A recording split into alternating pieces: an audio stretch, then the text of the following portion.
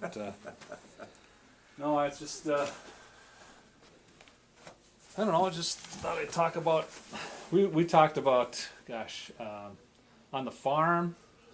Talked about when he was in the military, what he did there, how he met Millie Mack. A little bit about working on the farm and throwing hay up there, and Yes. Leo, and the land was owned by my father, Leo. And I think he had bought it from his mother, or from the estate of his mother in '45. all right, And now, of course, it's sold to two different individuals, the older Gilbertson, huh? a son of Harvey. What is his name? It escapes me now. All right. How many acres did Leo have? The total was at that time was 250, All right.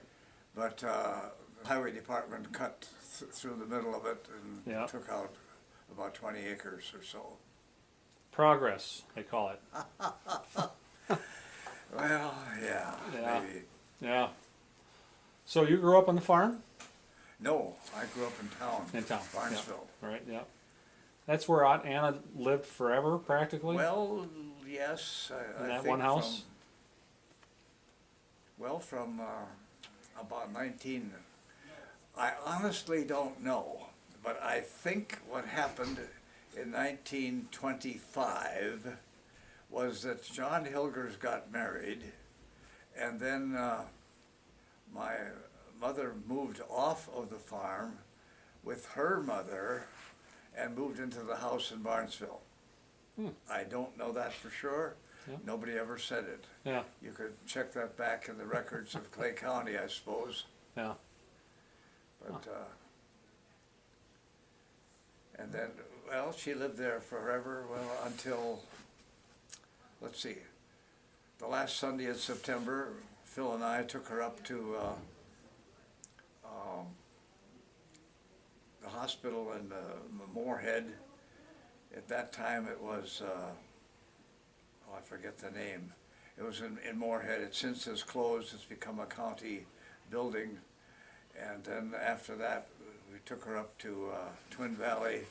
She lived in the nursing home there until the 20th of December. I brought her down to Barnesville, and she just didn't wake up in the morning on the March 10th of I think it was 89. 89. And she was how old again when she passed? She was just a few days short of 99. No. 19 days short. Wow. That's pretty good. March 10th. Yes. Yeah. Yeah. I remember her. She wasn't a very tall woman. That's true. Yeah. 5'4" maybe, and something like that. Yeah. Yeah. And But my brother Phil and I grew up in town, and we were over to the lake and swimming in the summer, and Pelican Lake with that. not Pelican Lake, but Blue Eagle Lake. Oh. Father bought the place out in Pelican Lake in '48. Okay. Let's see. Yeah, I know it was 48. Because the Weinbergs, that was my mother's sister, Lena, had married Edwin Weinberg I think in Houston, or maybe it was back up in Barnesville, I don't remember. And they were looking for a summer place to rent, and well, he thought this is a good deal, bought that. Yeah. That's certainly changed around there now. That Yes. it's crazy busy. That one thing I remember about your place on the lake on Pelican was all the covers from what magazine? Life with Norman Rockwell. So maybe Saturday Evening Post. That's it. Yeah, it was just amazing. I was always mesmerized. In fact, that's why I liked Norman Rockwell. I've got books of his and stuff like that. That was because of that memory. I don't know if those things are still there or not. I doubt it. They're probably plenty worn from the weather coming through and The house. thrown away, yeah. Yeah, yeah. Well, that's good. And talking to BT, I remember he had talked about growing up and going to school.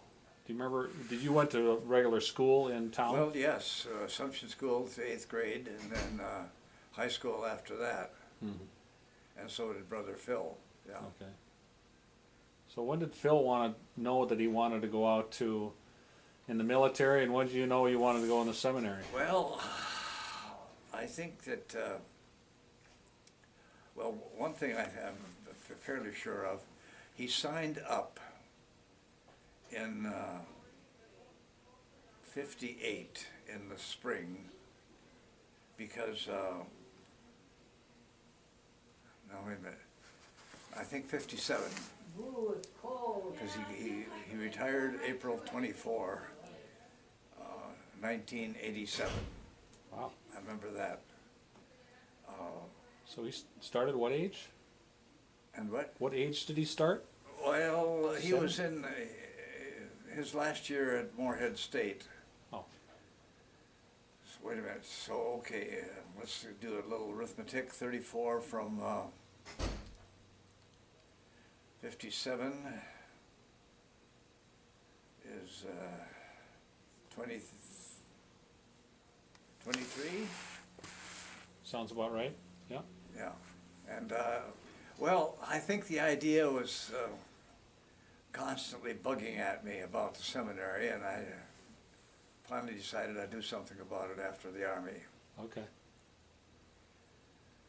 In fact, it's interesting that the military at that time, the Army, was letting guys go up to 90 days early if they had an acceptance from a school. So I came back on leave in the summer of 55, and yeah, 55, and registered at St. John's or whatever, and they sent the papers in, and I was released on the 2nd of September, 1955. And you were in the military. You were stationed where? 2 places only, Fort Riley, Kansas, and Fort Carson, Colorado. You like those places? One better than the other? Well, I think Carson was better than the other because it didn't have bars and brothels outside the town, outside the gate. The town of, let's see, Colorado Springs was a resort town, and it pretty much remained that way. Yeah. Even with the extra push of the military being located there. Huh. Well, who knows? If you would have found those places, you would have never been in the seminary. So. Maybe not. Wow. Could be, but I don't know. So you went, what was it, St. John's for seminary? Yes. Yeah. And it's kind of interesting that, well, this is part of the life's history. I went back there in the fall of 55, but I said to myself, I don't want to live here 2 years with, not that nobody was harassing or anybody was troubling me, but the living conditions were so awkward, and I said, nuts. So in about February of 56, I went down to Loyola campus in Chicago, and we did the Hurry Up Latin course. We did 4 years worth of Latin in 4 months. And we had 3 50-minute periods, 5 days a week. Yeah. And we spent a lot of time, spare time, studying Latin. Wow. And I think I knew something then, maybe I don't know now, because I haven't been using it for, let's see, 64, we had the first Latin, the first English in the Mass. 67, it was all English. Huh. What else? And then So let's see, we were talking about seminary. seminary. Yeah. Okay, I finished the Hurry Up Latin course, 56, and then went on to St. John's in the fall of '56. They promoted me 1 year after the first year, so I was not in first philosophy anymore, but first theology. And, well, I can't believe it. Now they wake up people at 7 o'clock. At that time, that buzzer rang. It's 5:30, 6 days a week, and the seventh day was an hour, a half hour later. By graciousness. So it was interesting. Put in a full day. Yes. Wow. Although there was probably what I took the time for just now, the nap in the afternoon if a person didn't have a 1 o'clock class, yeah. Yeah. Wow. And I gotta be very grateful to hockey, to the sport of hockey, because I think it literally kept us all sane in the seminary. We didn't have, well, we had a playing field. I don't know if you've ever seen St. John's. I have. But And the hockey rink was set up there. so you during the day go play hockey Yes. and get your exercise. And, Yeah, we had time free in the afternoon, and 6 days a week we're probably out there. Not maybe on Sunday morning, yes, but on Saturday morning, no. Okay. So, as I said, I gotta be grateful to hockey because it literally kept us sane. Yeah. And how many years do you have to go to the seminary Well, before you're ordinarily, it's what's the 4 years of college and the 4 years of theology. Wow. But I had done the 4 years of college before, so it ended up with, well, 5 years in the seminary and plus that other year, so added up six plus 16, yeah, 22 years. It's like a doctorate. Yeah. Yes, well, don't have a doctorate, but what they call a MA, Yeah. Master of Arts Right. Right. in theology. Interesting. Bishop Sheen, I remember a quote from Bishop Sheen saying one time when he retired. Remember Bishop Yes, Sheen? I do. He said, I want to thank my 4 writers through the years, Matthew, Mark, Luke, and John. That's clever, I yeah. always remember that. Yeah. Yeah. So from there, what was your first assignment then? Crookston. Oh, Well, this is a bit of spiel.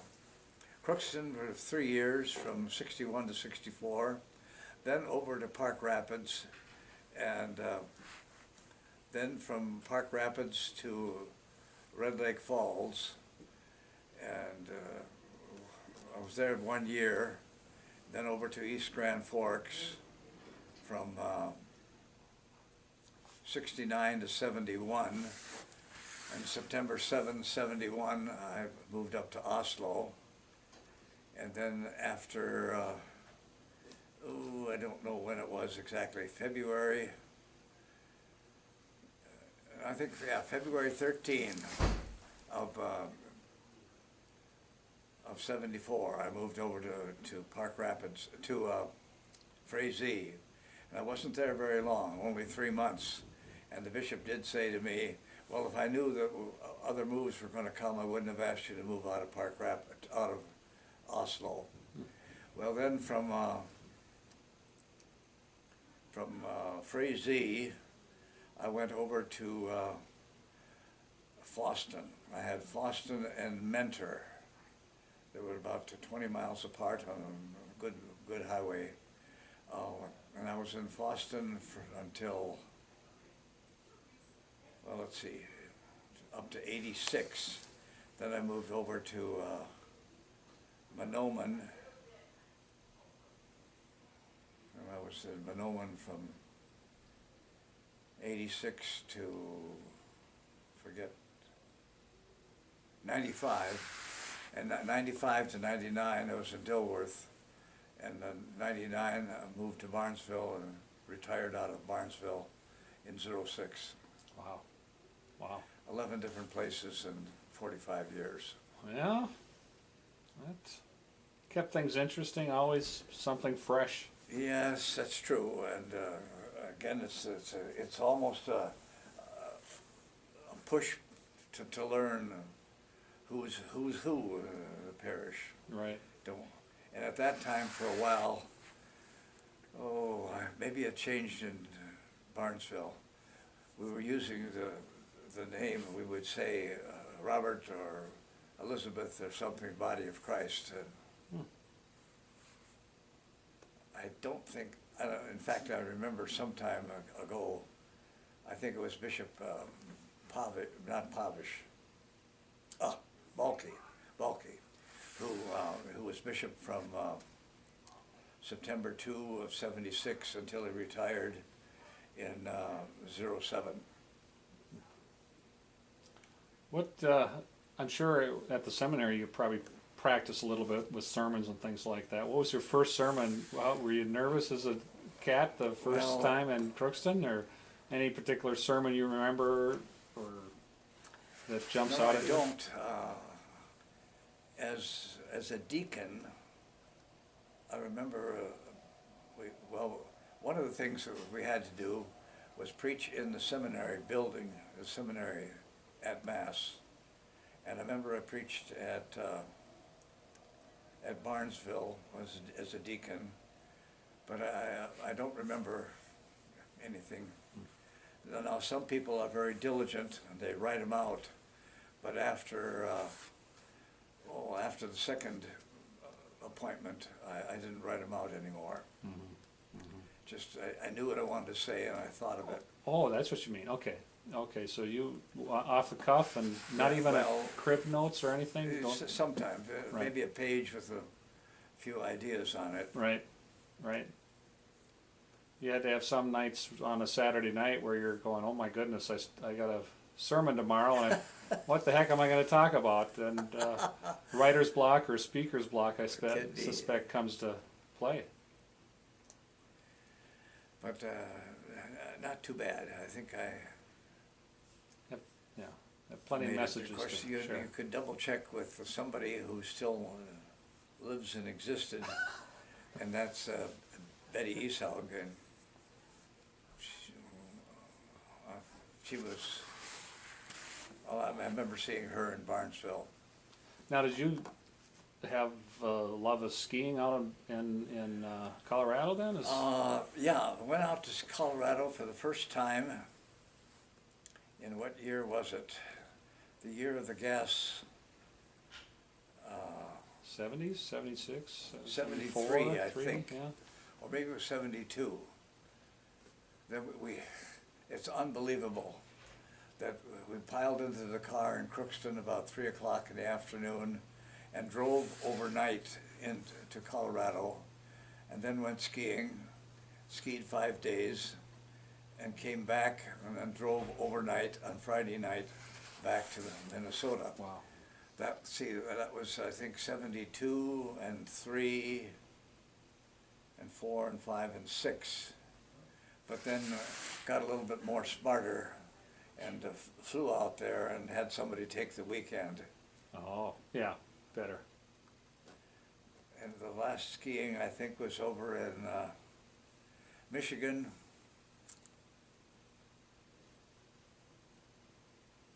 About February of 06 or no, the same year I retired, 06. Okay. There was one guy I'm grateful to, and he's gone now, by the name of Cyril Foppy, oblate, and he had originated the idea of going out to Colorado and originated the idea of skiing after Christmas and over the President's weekend. Yeah. So was it you, the only priest there, and the other people were lay people, or were they all priests? No, we went, there were a bunch of us priests went together, 3 or 4. Let's see, somebody whom you probably don't know, you never saw him, Edward Nisler, Cyril Foppy, myself, and glory, I forget who was the other one. we made a trip Good. out of it and bunked in a cabin. Oh, let's see, 70. I know it was Jerry Noyson or Gerald Noyson, and he still lives in Crookston and retired. And Mm-hmm. Edward Nistler died in '09, February of '09. Hmm. And Cyril Foppe died in '99. I'm still here, so. You didn't get banged on the head as much as they did, probably. Well, I don't know. The what's the biggest thing you've seen in the church from when you started to when you Well, the fact that English is English used now was- instead yeah. of Latin. right? Because it was difficult to follow along.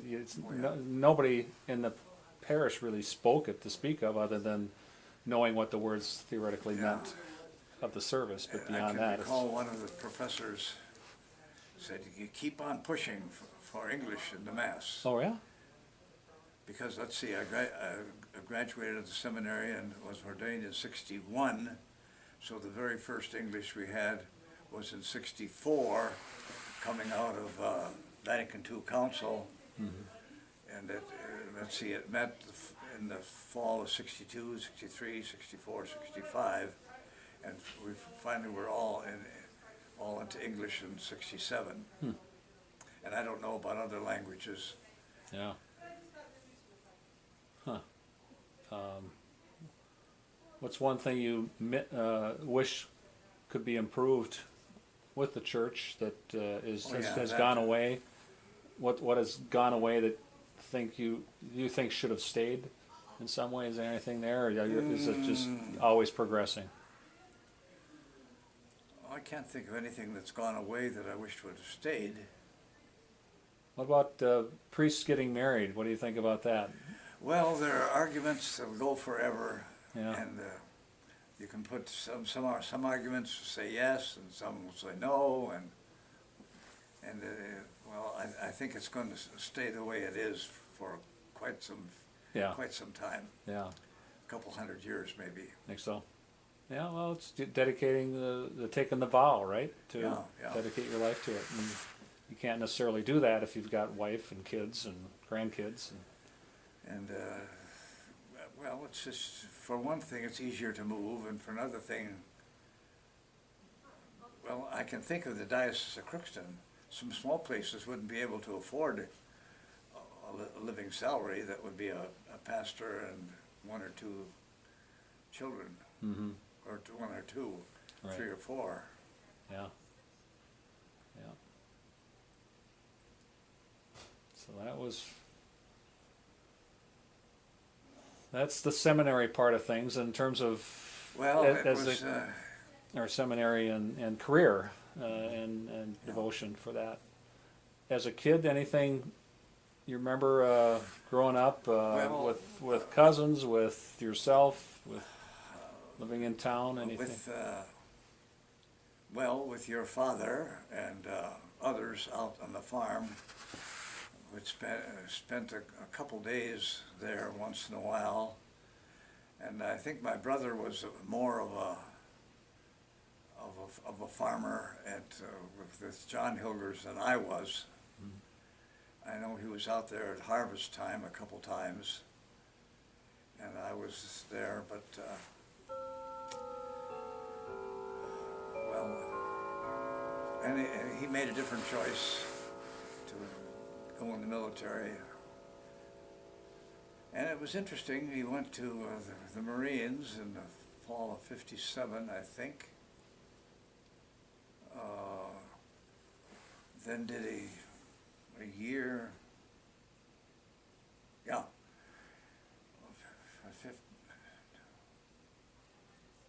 I'm thinking of this back with my time at Wilderness Camp. I worked there in the '56, '57, and '58, and '57. Yeah, he had signed up and he graduated in the summer graduation. Because he went to St. John's when I was a senior, '52 to '53. Then he broke off didn't go back to school until I think the spring quarter of '54, and then 54 to 55, 55 to 56, 56 to 57, and then I think he graduated out in the summer of '57. Okay. And he went to the military in '57? Yes. Okay. He signed up early with a guy who was kind of I can't remember the name, but somebody who kind of pushed him into I shouldn't say pushed him, encouraged him No. into the military. Well, he seemed to be a free spirit, one who wanted to explore the world. Oh, yes, From what I yes. knew of him, a big guy, handlebar mustache. I don't want handlebar mustache, but a Yeah. big mustache. Well, when I'm curious as to when you had known him. Well, I was born in '56, so and I just remember him when he would come back on occasion, and the family would get together, and big personality. Yes, Yeah. yes, '56. Well, let's see, he was in the military from, 57 onward, yeah. Yeah. He graduated in '57, and then I think went into the officers' trainings, basic training, and then officers' candidate school, and I honestly don't know for sure when he was commissioned as a second lieutenant. Maybe in '58, because I know he talked about his first assignment was something around Washington, D.C., and he said the people were absolutely lost when some snow caved out. He knew how to handle that. Yeah. And did he end up going to Vietnam? Was he in the Yes, war he there? did 2 tours on the ground in Vietnam. The second tour was kind of intelligence, and well, he didn't talk about it very much. No. A lot of people don't that come back. And I think that's, maybe they just want to forget it, get Yeah. that back behind them and out of the way. Because we, as lay people, can't understand what they've gone through. Yeah. Yeah. So he ended up. Was he a sergeant at the end, or what? No, he was a major. He at was, the oh, end. yeah. What am I saying? He went in the officers program, so I don't know for sure when. He might have been a major in Hawaii, because I got over there and saw the kids, the 2 kids, Kurt and Ann, in '70, August of '70. Then in about December of '71, he moved back over to the Marine Corps base. He was at Kaneohe in Hawaii, San Diego. There's a big Marine thing there. Mm-hmm.